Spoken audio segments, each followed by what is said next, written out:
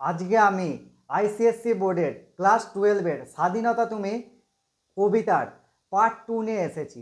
আমি এই স্বাধীনতা তুমির পার্ট 2 অর্থাৎ শেষের অংশ আলোচনা করে দেব এবং তোমাদের সামনে ইউনিটের পরীক্ষার জন্য মাত্র 2টি কোশ্চেন আমি সিলেক্টেড উত্তর সমেত আজকে আলোচনা করে দেবো। তোমরা এই দুটো প্রশ্ন খুব ভালো করে পড়ো, এখান থেকে তোমরা একটা হুবহু কমন পাবেই। চলো তাহলে স্বাধীনতা তুমি কবিতার শেষের অংশ আলোচনা করা যাক।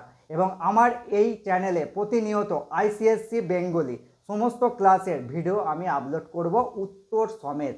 তোমরা যাতে সহজেই সেগুলো পাও তার জন্য আমার চ্যানেলটিকে প্লিজ সাবস্ক্রাইব করে রেখো এবং পাশে থাকা বেল আইকনটি প্রেস করে দিও।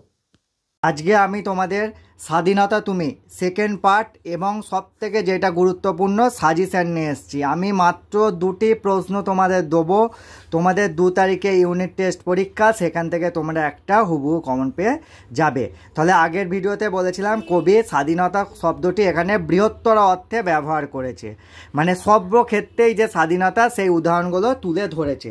সেকেন্ড পার্টের কবি স্বাধীনতা তুমি চাখানায় মাঠে ময়দানে ঝোড়ো সংলাপ, স্বাধীনতা তুমি কাল বৈশাখীর দিগন্ত জোড়া মত্ত ঝাপটা, মানে সর্বক্ষেত্রে যে স্বাধীনতার সুখ সেটাই কবি বলতে চেয়েছে। স্বাধীনতা তুমি শ্রাবণে অকুল মেঘনার বুক, স্বাধীনতা তুমি পিতার কোমল যাই নামাজের উদার জমিন, স্বাধীনতা তুমি উঠানে ছড়ানো মায়ের শুভ্র শাড়ির কাঁপন, স্বাধীনতা তুমি বনের হাতে নম্র পাতায় মেহেদির রং, মানে সব ক্ষেত্রে যে স্বাধীনতা সেইটাই কবি এখানে স্বাধীনতা তুমি কবিতার মাধ্যমে বোঝাতে চেয়েছে। শুধুমাত্র দেশ স্বাধীন হবে তা নয়, সামাজিক অর্থনৈতিক রাজনৈতিক সব ক্ষেত্রে যে স্বাধীনতা।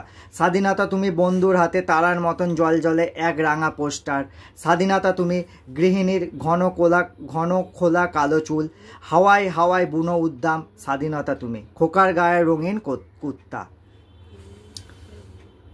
খুঁকির অমন তুলে গালে রৌদ্রের খেলা, স্বাধীনতা তুমি বাগানের ঘর কোকিলের গান, বয়সী বটের ঝিলিমিলি পাতা যেমন ইচ্ছে লেখার আমার কবিতার খাতা, মানে সব ক্ষেত্রে যে স্বাধীনতা সেই স্বাধীনতার এক্সাম্পলই কবি এই কবিতার মাধ্যমে তুলে ধরেছে। এখানে মূল বিষয় হচ্ছে এইটা। তবে তোমাদের পরীক্ষার জন্য স্বাধীনতা তুমি এত বিশেষণ কবি ইউজ করেছে স্বাধীনতার জন্য।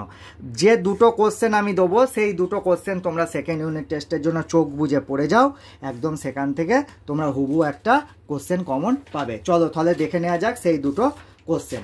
দেখো প্রথম প্রশ্নটা হচ্ছে স্বাধীনতা তুমি রবি ঠাকুরের অজর কবিতা অবিনাশী গান, স্বাধীনতা তুমি কাজী নজরুলের ঝাঁকড়া চুলের বাবরি দোলানো। এই লাইনটা হচ্ছে ভেরি ইম্পর্টেন্ট। মহান পুরুষ সৃষ্টি সুখের উল্লাসে কাঁপা, কার লেখা কোন কবিতার অন্তর্গত? তবে কবি শামসুর রহমানের স্বাধীনতা তুমি কবিতা অন্তর্গত। কবির স্বাধীনতার স্বরূপ কি? দেখো কবি এখানে স্বাধীনতার স্বরূপ বলেছে। কবির স্বাধীনতার স্বরূপ হলো ব্যক্তি স্বাধীনতা। ওই যে এর আগে আমি বললাম প্রত্যেকটা ব্যক্তি স্বাধীনতা বোঝাতে কবি এতগুলো উদাহরণ এনেছেন। শুধুমাত্র কথাই নয়, কাজের প্রতিটি অনুষঙ্গে কবি স্বাধীনতার স্বরূপ প্রত্যক্ষ করেন। তাই কবি তার বহু প্রিয় অপ্রিয় জীবনচর্চার অভিজ্ঞতার অনুষঙ্গে খুঁজে বেড়ান তার বহু বিতর্কিত স্বাধীনতাকে। রবীন্দ্রনাথের আর নজরুলের কবিতা আর গানের মধ্য দিয়ে কবি দেখতে পান সেই মুক্তির স্বাদকে। তারপরে কি বলেছে? রবি ঠাকুরের অজর কবিতার ও অবিনাশী গানের সঙ্গে স্বাধীনতার সম্পর্ক কি?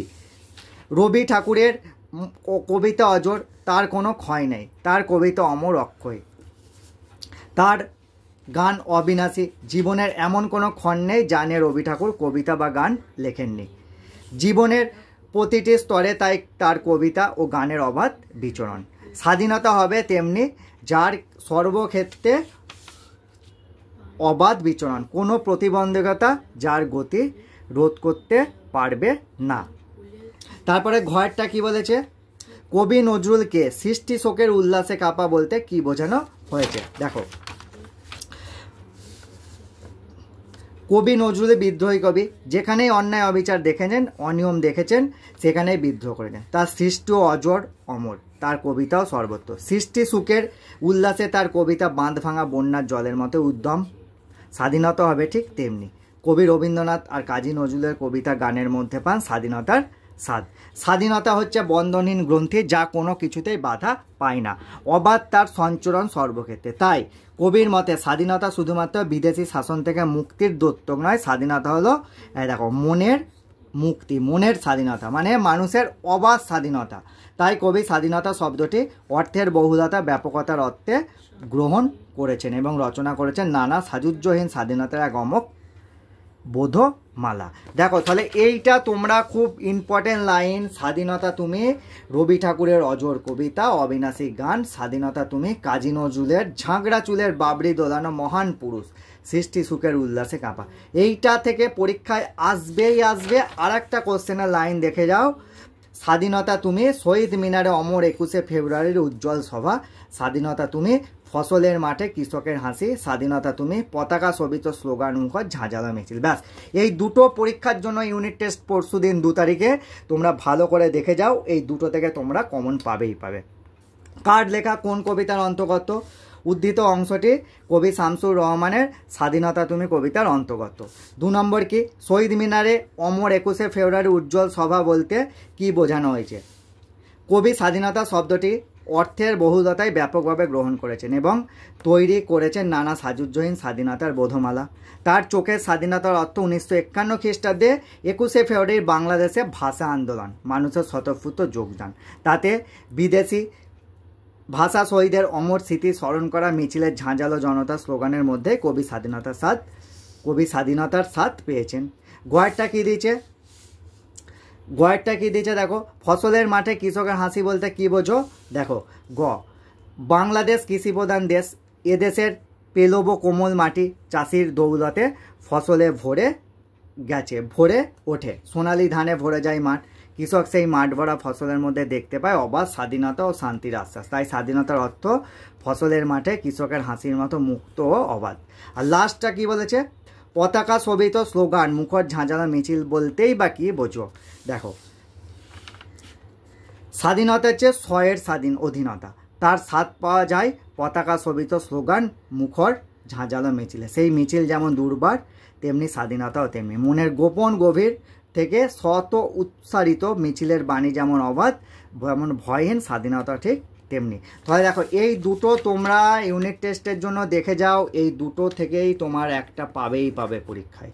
ঠিক আছে, তোমরা ভালো করে এই দুটো নোটস ভালো করে পড়ে স্টাডি করে নাও। তোমাদের ইউনিট টেস্ট 20 মার্কসের এখান থেকেই তোমরা কমন পাবে।